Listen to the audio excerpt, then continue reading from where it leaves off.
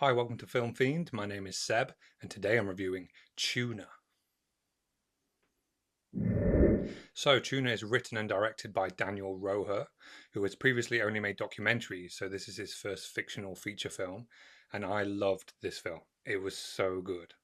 The plot follows Nicky, a piano tuner with a hearing condition whose life is thrown into disarray when he discovers that his unique assortment of skills can be used to crack safes. For me, this is one of those films that makes you fall in love with film again. Maybe that's because the landscape of cinema in this day and age is kind of hit and miss. So when there's something that's just even half decent, it seems so good in comparison. But regardless of that, I thought this film was objectively great. I had an inkling it would be really good, but I wasn't prepared for how much it gripped and enveloped me and how much I ultimately loved it. For starters, the music is so great. It's all jazz music and it's present throughout the majority of the film, ebbing and flowing with the ever changing tone. There's certain sequences that are edited in such a way that gives the film a musical quality. It has this jazzy rhythm and flow, and the music is beyond integral to the atmosphere and tone of the film. The music in unison with the editing creates such a unique and energetic atmosphere. The editing is just so good, and the film has a musical modality that I found totally intoxicating. I love jazz music in the right context, and there was a few moments in this film at night in the city with the jazz music accompanying the fantastic visuals, which felt just sublime. I love those kind of vibes. It's also so sleek. The editing, the visuals, and the dialogue is so sharp, and it feels really solidly constructed. It's really well written, and it's kind of a hybrid style plot that fluctuates between being a moving character drama and a neo noir crime thriller. It's also funny and charming, but it has a darker edge, which I wasn't expecting. And there's some scenes that are really suspenseful and anxiety inducing. The story takes you on a roller coaster ride of different emotions and tonalities, and it manages to balance everything in a way that feels cohesive. It all just worked so well for me, and I love the distinctive vibey ambience that Roher managed to cultivate. It's just so immersive and engaging throughout.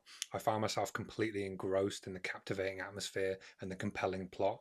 It's very tense at times, and there's this lingering foreboding that builds exponentially.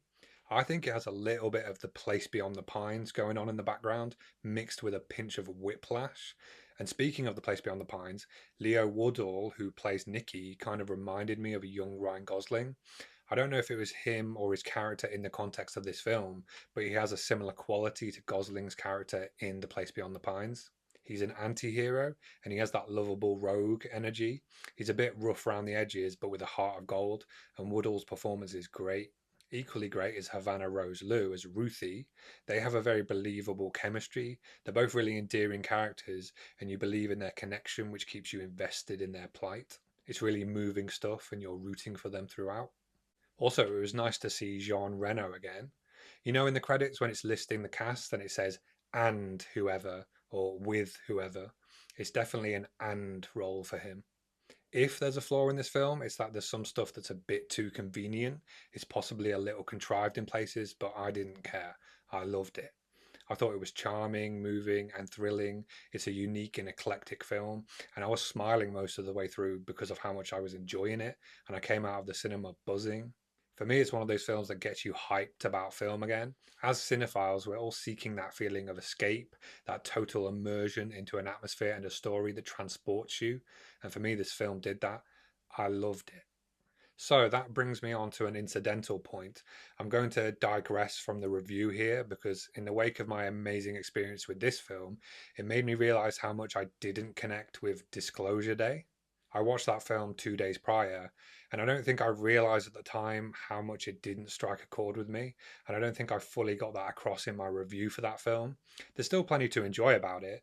I just felt like it was reaching for a profundity that it never grasped, and I came out of that screening feeling pretty underwhelmed. In contrast to my experience with this film, I realized how much it didn't affect me, as much as it pains me to say it. So I thought I'd just point that out because I don't think I did justice to my true thoughts on that film in my review for it. I stand by the review, but I definitely didn't dive into the negatives as much as I should have. And after watching and absolutely loving Tuna, I realized that I really shouldn't try to downplay those negative aspects of a film just because of the pedigree behind it. I think it created a kind of cognitive dissonance in me, and I've had to come to terms with the fact that it just wasn't that great. It's still a film I enjoyed, and I'll definitely rewatch it, but compared to my experience with Tuna, well, it doesn't compare.